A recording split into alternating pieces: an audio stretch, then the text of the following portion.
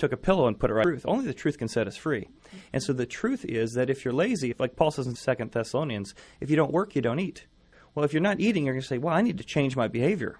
Now, I'm talking about those who can work. Obviously, there are those who can't, who have disabilities. That's a whole different picture. But Paul is very, very bold here in saying, if you can work, you should work.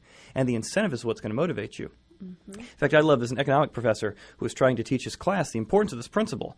And the class had been so brainwashed in socialism. They're like, well, socialism is good, and everybody just put it all in the same trough, and that would all be good. And he said, well, all right, how about this? Next test came back, and the A students worked really hard. They got A's and B's. A bunch of people goofed off, and they got D's and F's. And he gave everybody in the class a C+.